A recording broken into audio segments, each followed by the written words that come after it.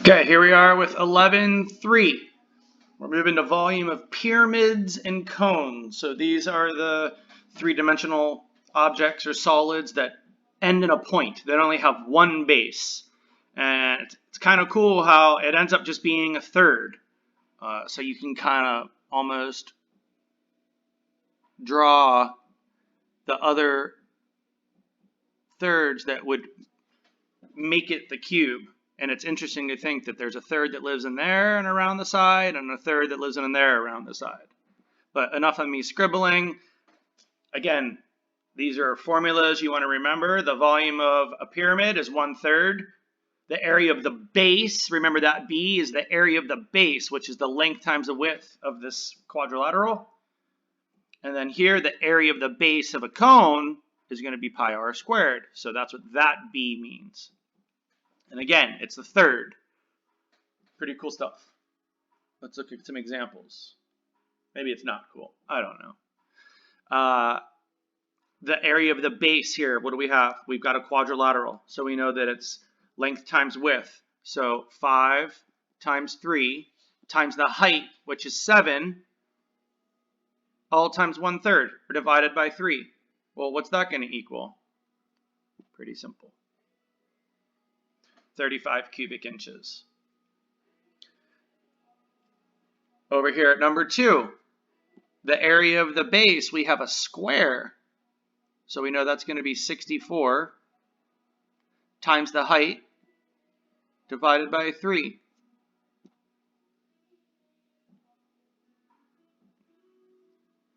So 640 divided by 3.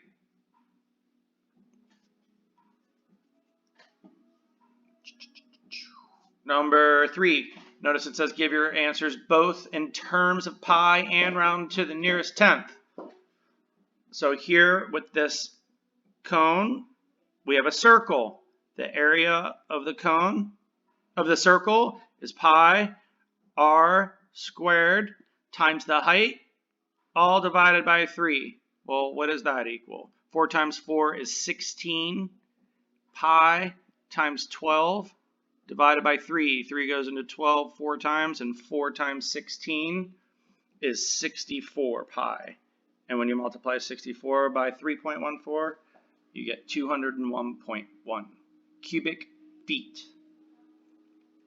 And then finally, number 4 here, same scenario.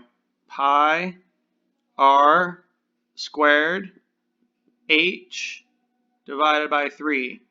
So that cancels out with one of those, leaving me with 33 pi,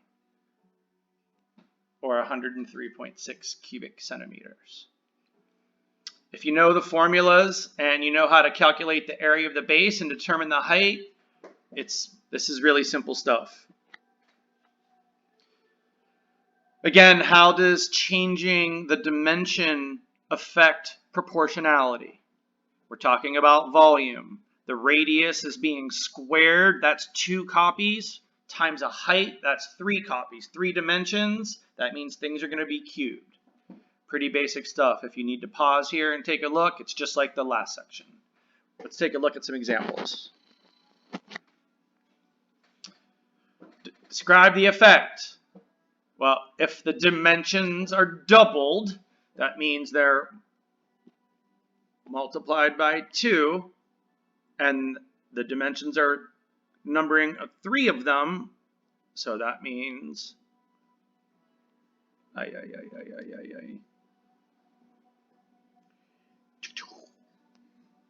volume is going to be multiplied by 8.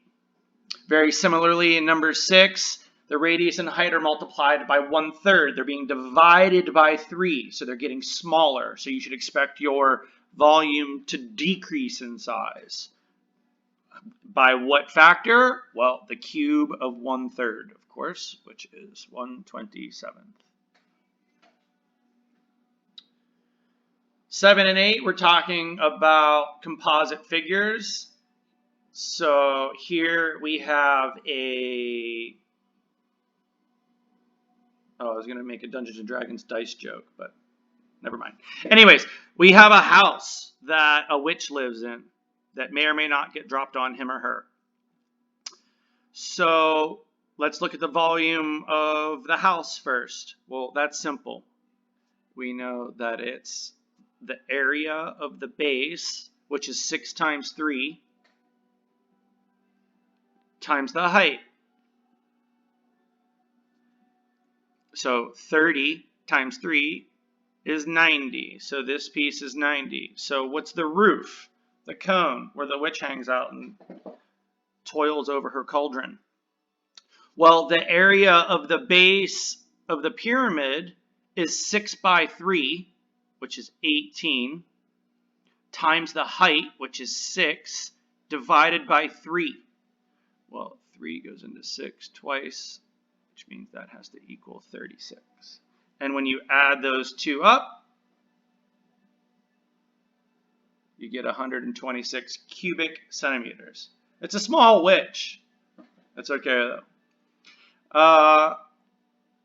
Over here, we have 2 ice cream cones that have the same circular opening at the top smushed together, but one ice cream cone is longer than the other. So let's determine the area of that connecting piece has to be pi r squared, right? So 16 pi. So that means I need to multiply 16 pi times, oh my goodness, 16 pi, that's the area of the base, times the height, divided by 3. That's going to be that cone. Well, I need to add that to 16 pi times the height of the other cone, divided by 3. Well, what does that equal? 16 pi times 8 divided by 3, well, that's what? 8 for 128 pi plus 160 pi, all divided by 3. And when you work that out, you get 301.4 inches. Does that seem reasonable? Well, let's look at it really quick. 128 plus 160 is 288 divided by 3. Well, 3 goes into this, 9, 96 times. 96 times 3.14 is going to be just about 300. So I like it. That's how you do those problems. Pretty simple. There's your homework. Good luck. Be safe.